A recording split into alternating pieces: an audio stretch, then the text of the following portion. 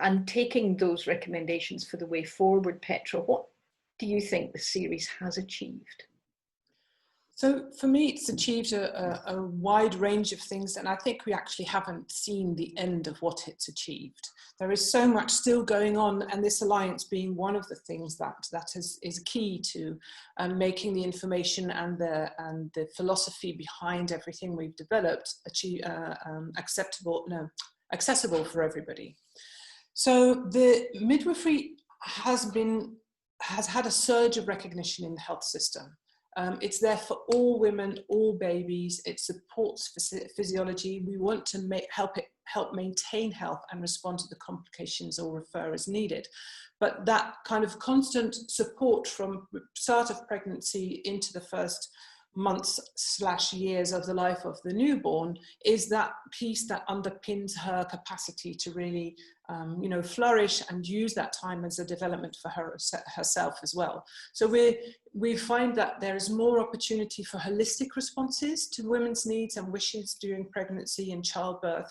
And there is also an increased recognition of what the midwife's role is in that, and how, just kind of saying, oh, we need more people into the COVID response and picking up midwives to do that is not the best return on investment. And it's not a right way of finding of the health system of dealing with something like that, because specifically in a situation like that, women need to be taken out of the facility and have a safe space and accompaniment for pregnancy and childbirth.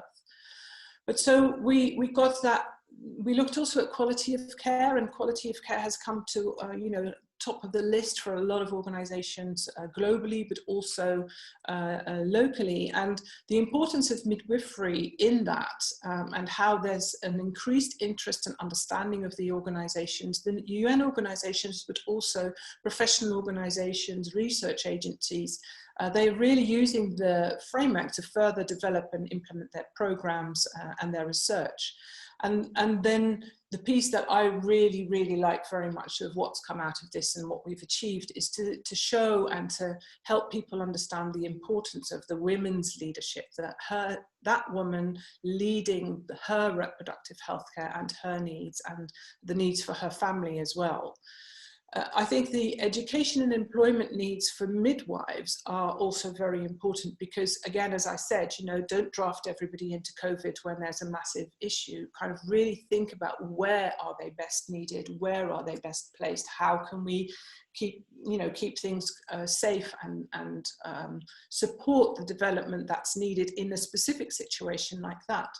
But if there's not a big crisis happening, what's important is to be really clear about where the midwife stands in the team, what her role is in comparison with her colleagues, such as the obstetrician gynecologist, the pediatrician, the nurse, and how she can also contribute to supporting women in the community and where they live. So we've seen that this the framework that you just really described and explained to us is used as a reference to build a health system. WHO always talks about the building blocks of a health system, and this one really helps people understand. So in health, we're not only looking at disease, we're also looking at maintaining health, and what that part that the midwife covers in that is crucially important. So to me, there have been a lot of opportunities to think about that, to talk about that, and I'm really looking forward to the Alliance actually picking up some of those elements and developing them further, or implementing what we've come up with and what we've kind of started to put out there as issues or things on quality maternal newborn care. So Mary, you were at the birth of the Alliance together with a lot of other midwives and leaders and researchers specifically. So tell me a little bit about how that all happened and what you see as the next steps for this massive undertaking. So all those building blocks you're describing, Petra, of change and shift that's happened both globally and across many, many countries. One of those shifts was a real growth in understanding that we didn't have the right evidence base to really grow the knowledge for what women and babies everywhere need.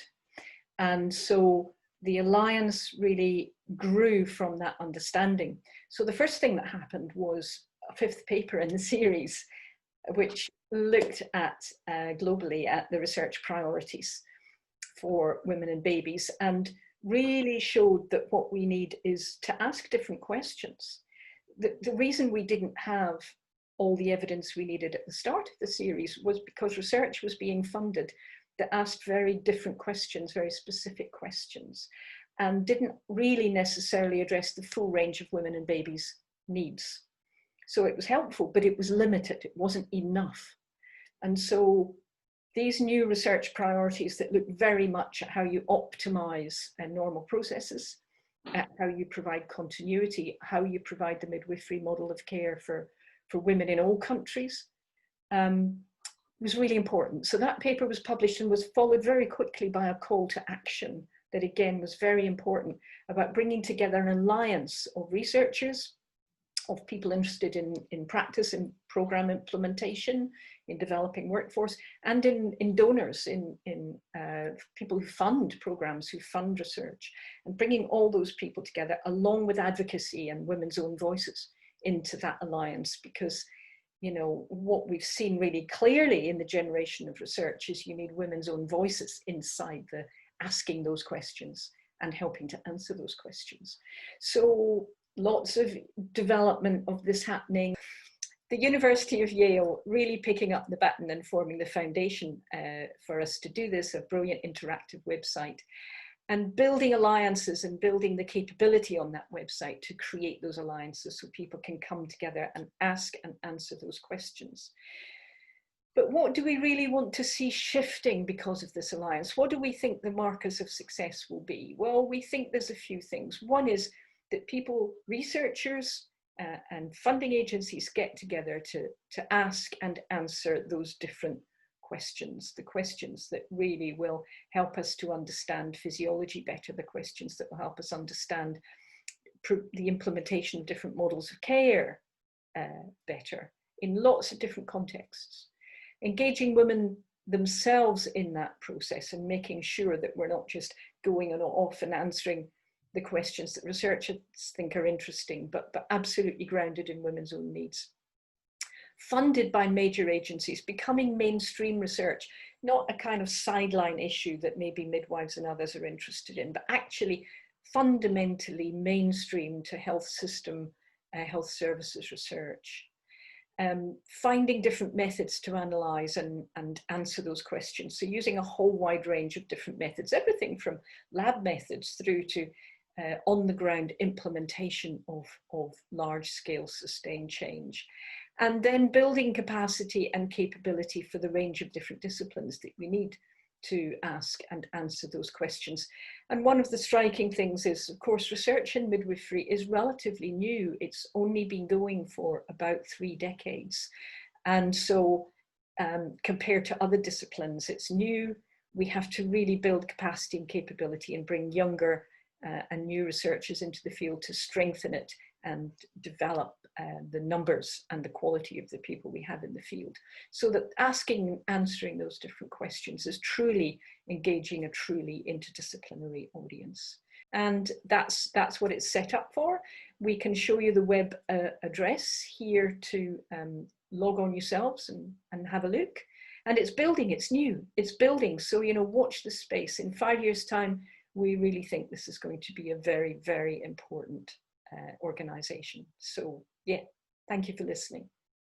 Thank you indeed, and thank you, Mary, for your contributions to this whole process. It's really been an amazing ride since 2010, 2015 to go through all these iterations of our QM&C. Thank you very much.